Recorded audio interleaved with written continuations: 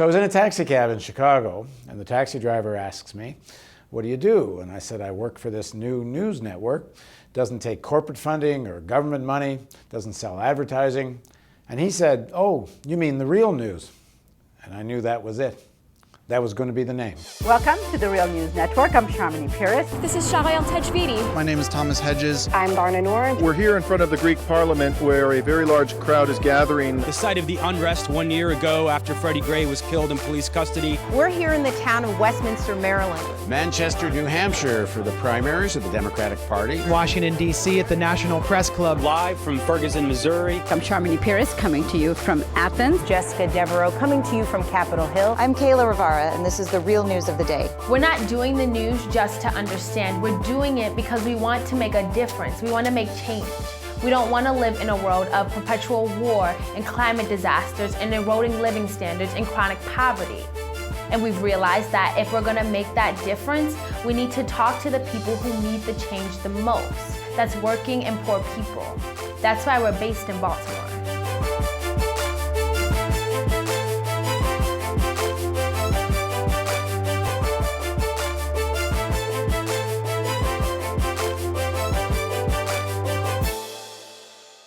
The main idea of the name The Real News is that there's an objective world where economic interests dominate. When you look at a police department, their primary mission is to protect wealth and property. They think that they can do what they want to do, and the citizens have lost confidence. But our role isn't just to report and expose. We go beyond critique and strive to answer the question, what are effective solutions? When we covered the Baltimore protests against the murder of Freddie Gray and systemic police abuse, we said that the real problem was not just a few racist cops, but the role of police in enforcing laws that perpetuate chronic poverty and mass incarceration. Police act as a buffer between those who own stuff and those who don't. The more you own, the more you are served and protected. The Real News gave a voice to the people most affected. For example, we hosted a town hall in a parking lot in Gilmore Homes, the community where Freddie Gray grew up. We decided to have a town hall meeting today. Little white children be in their neighborhoods. They got skateboard rings, playgrounds, soft Christian mats on their courts. Our children got the concrete jungle.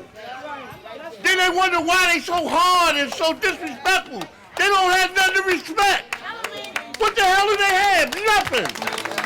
The weakness of independent news sources, including ours, is that they have yet to capture a broad mass audience. Corporate media dominates.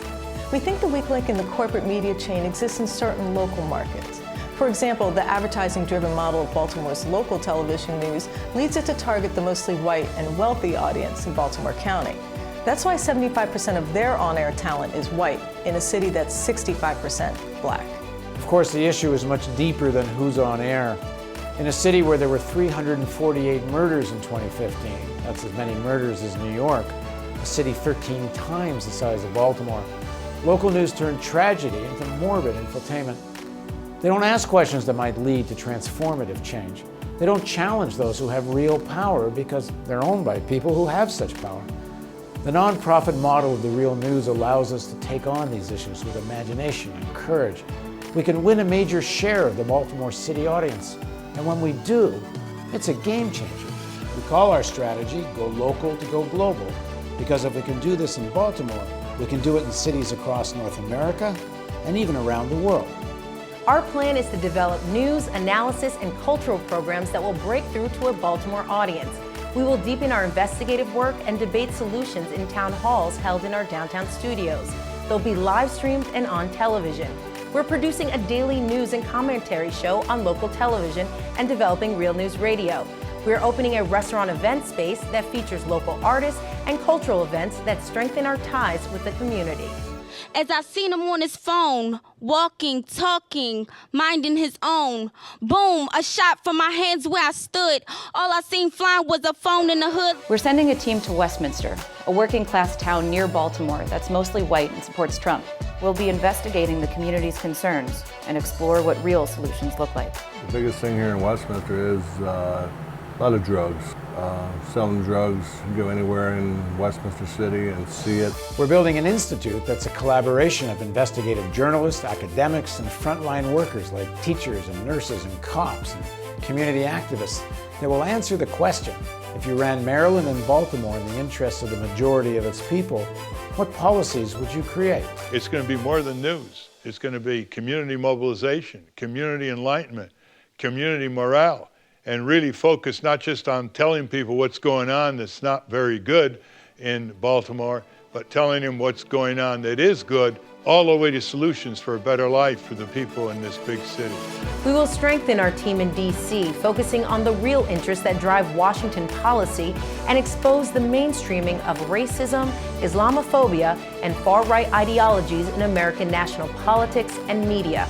TRNN is one of the few independent news networks accredited on Capitol Hill. Very importantly, we will expand our Climate Change Bureau and stress the urgency of the environmental crisis, expose the war on science, and report on creative and necessary solutions.